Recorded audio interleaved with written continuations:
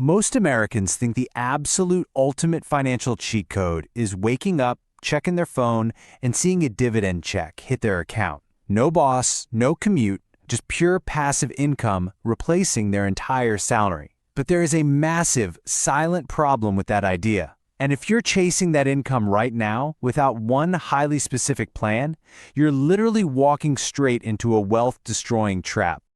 Let's run the standard math. If you want to replace a typical $75,000 salary using a relatively safe, conservative 3.5% dividend yield, well, traditional math says you need roughly $2.1 million in capital. For the vast majority of us, that number feels completely ridiculously out of reach.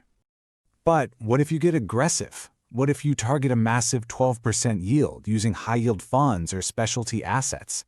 Suddenly, that capital requirement plummets all the way down to just $625,000. I mean, it looks incredibly tempting, right? It looks like the ultimate shortcut to early retirement. So which of these numbers actually buys your freedom?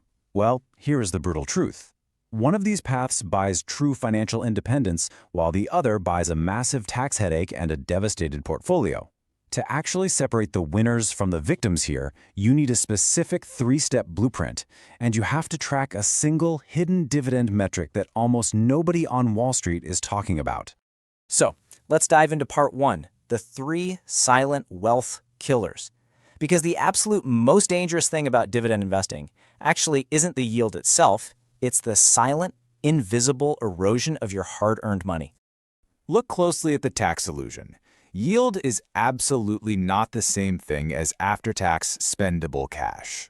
Imagine 2 investors. Investor A holds blue-chip stocks paying a 3.5% qualified dividend. Investor B chases a 7% yield using assets that pay ordinary income, think REITs or business development companies. Because the IRS gives favorable tax rates to qualified dividends while taxing ordinary dividends at your standard higher income bracket, that gap violently shrinks. Depending on your tax bracket, a 4% qualified yield can literally leave you with more actual spendable cash than a massive 7% ordinary yield.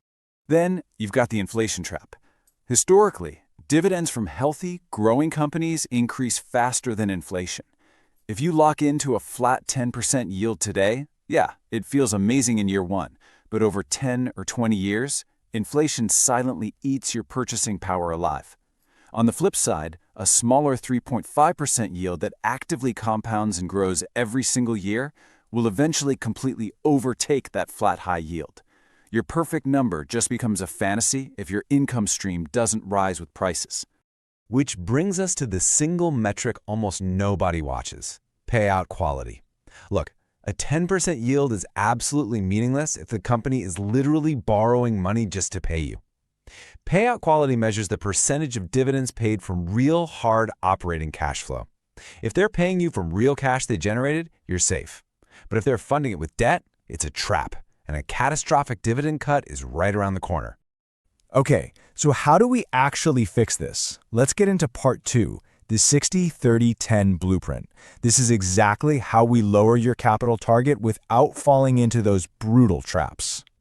Step 1 actually changes the math before you even buy a single stock. You've got to recalculate your real income need based on your net spending, not your gross salary. Think about it.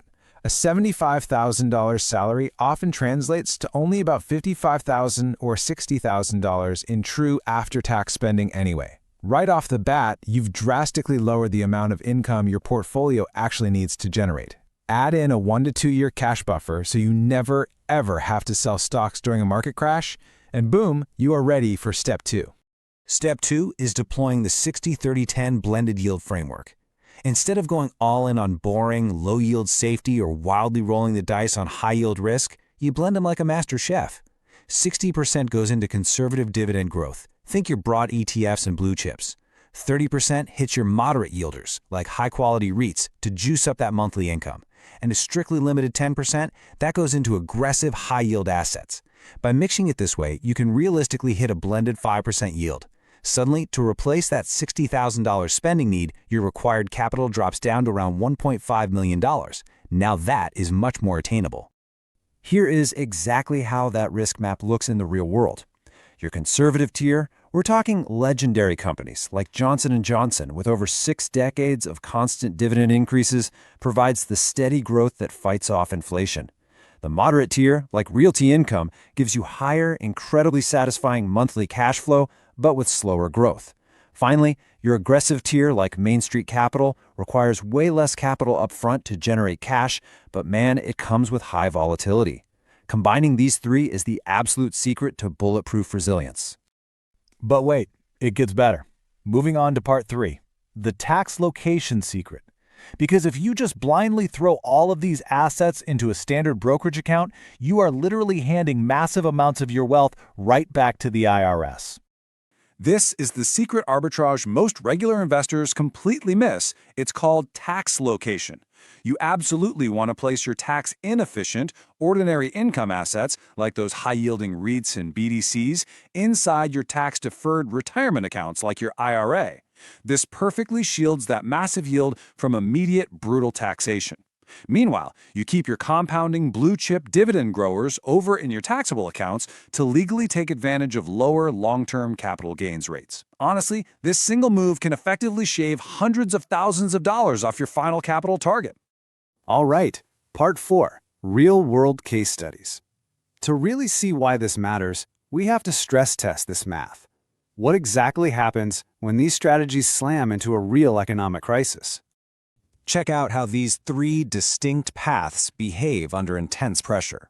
The aristocrat, that steady compounder, relies on a bulletproof brand moat. Yeah, the initial yield is low, but decades of consistent raises compound beautifully over time. The REIT provides that stable, monthly cash flow, though it can definitely stumble when interest rates shoot up.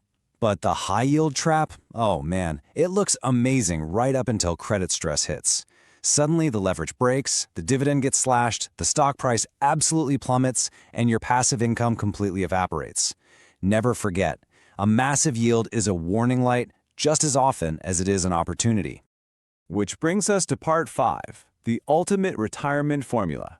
So, how do we actually defend our perfectly blended, tax-optimized portfolio against that kind of absolute disaster? This right here is the Dividend Investor's Ultimate Risk Checklist. And frankly, almost nobody follows it consistently. Before you buy anything for income, you must verify cash flow payout coverage. You have to check their balance sheet health to ensure debt isn't silently choking the company. Calculate the true tax drag based on your specific location. Never, ever sector concentrate. Please don't bet your entire retirement solely on telecom or energy. Maintain high liquidity. And finally, make sure management is actually aligning their dividend policy with real shareholder returns rather than just using a payout to mask a dying business. Now, to protect yourself from sequence of returns risk, which is just the fancy term for the fatal danger of a market crash happening early in your retirement, you need a dynamic withdrawal strategy. Academic stuff like the 4% rule, those are just starting points. The practical approach for real income investors is to use your dividend income for core spending and fiercely cap your withdrawals right there. You only take a small, systematic capital draw in severe down years, relying on that cash buffer we built back in step 1. Then, when the market rebounds in up years, you rebalance to replenish your reserves. Ultimately, you have to fight your own psychology. There is this deep, visceral behavioral bias where seeing cash hit your account every single month just feels incredibly safe.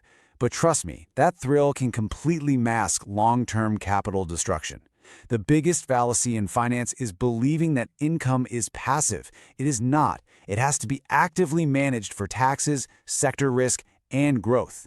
Millions of retirees rely on payouts, sure, but the ones who actually stay wealthy, they combine income with growth. Which leaves us with the single most important reality check of all. Before you pull the trigger and walk away from your job, have you actually calculated your true after-tax income need? Have you divided that number by a realistic blended yield that actually factors in the IRS, inflation, and payout quality? Please don't chase a flashy headline yield just because it looks like a shortcut.